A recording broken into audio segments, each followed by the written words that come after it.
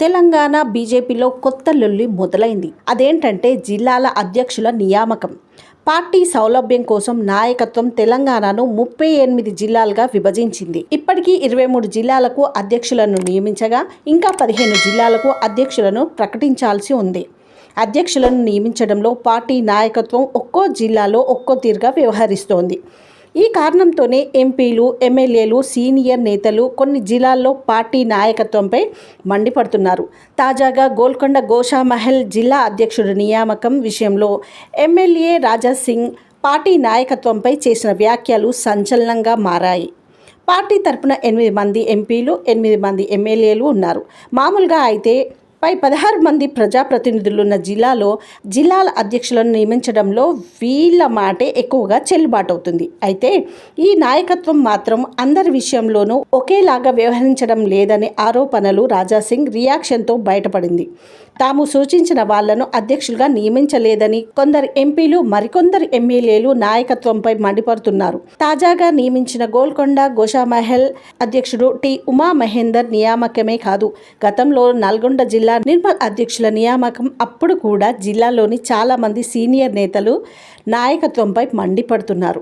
నిర్మల్ అధ్యక్షుల నియామకం అప్పుడు కూడా జిల్లాలోని చాలా మంది సీనియర్ నేతలు నాయకత్వంపై మండిపోయారు. పార్టీ కోసం కష్టపడి పనిచేసే వారిని కాదని పార్టీ నాయకత్వం దగ్గర పట్టున్న కొందరి మాట ప్రకారమే అధ్యక్షుల నియామకాలు జరుగుతున్నాయనే ఆరోపణలు పార్టీలో పెరిగిపోతున్నాయి. ఇప్పటికే నియమించిన 23 జిల్లాల అధ్యక్షుల్లో కొందరు నియామకాల్లో గొడవలవుతుండటంతో నాయకత్వం మిగిలిన వాటిని పెండింగుల్లో పెట్టేసింది. గద్వాల్, నారాయణపేట్, నాగర్ కర్నూల్, కొత్తగూడెం, సూర్యాపేట, సిరిసిల్ల, కరీంనగర్, రంగారెడ్డి, అర్బన్ రంగారెడ్డి, రూరల్ జిల్లాల అధ్యక్షుల నియామకంలో ఎలాంటి గొడవలు వస్తాయో అన్న అనుమానాలతో ఇప్పటికైతే ప్రకటనలు నిలిపివేసింది.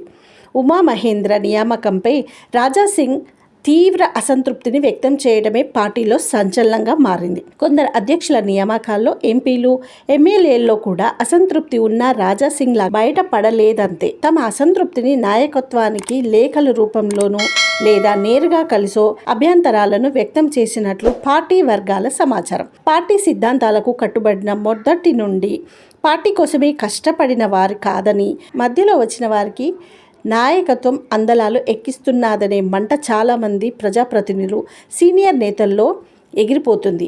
ఇదే విషయాన్ని రాజాసింగ్ బహిరంగంగానే ఆరోపించారు. నాయకత్వం నియమించిన ఉమామహేంద్ర ఎంఐఎం నేతలతో బాగా సన్నిహితంగా ఉంటాడని రాజాసింగ్ చేసిన ఆరోపణ కలకలం రేపింది. తాను ఎంఐఎం మీద సంవత్సరాలుగా పోరాటం చేస్తుంటే కొత్తగా అపాయింట్ అయిన జిల్లా అధ్యక్షుడు ఎంఐఎం నేతలతో సన్నిహితంగా ఉంటాడని నాయకత్వానికి తెలియకపోవడమే విచిత్రమన్నారు. జిల్లాల అధ్యక్షులుగా నియమితులైన మరికొందరిపైన కూడా దాదాపు ఇలాంటి ఆరోపణలే ఉన్నాయి. జిల్లాల అధ్యక్షుల నియామకాల్లో తమ మాటకు విలువ లేదనటం, కొత్త అధ్యక్షుడు తనకేమి గౌరవం, మర్యాద ఇస్తారన్నది ప్రజాప్రతినిధుల ఆవేదన.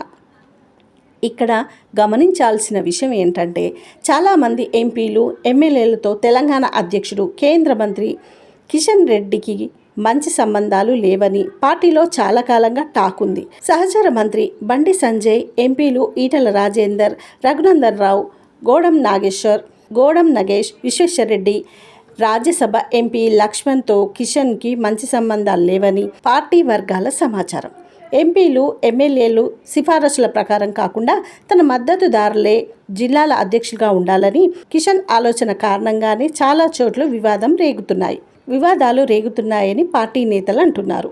మహబూబ్నగర్, సంగారెడ్డి, మెదక్ జిల్లాల అధ్యక్షులు నియామకంలో కూడా బాగా గొడవలవుతున్నట్లు పార్టీ సీనియర్ నేత తెలంగాణ ఫెడరల్తో చెప్పారు.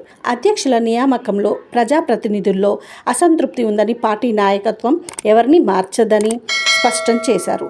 ఇక జిల్లాల్లో అధ్యక్షుడిని మార్చితే మిగిలిన జిల్లాల్లో ప్రజాప్రతినిధులు, సీనియర్ నేతలు కూడా అధ్యక్షులను మార్చమని గొడవలు చేస్తారని చెప్పారు.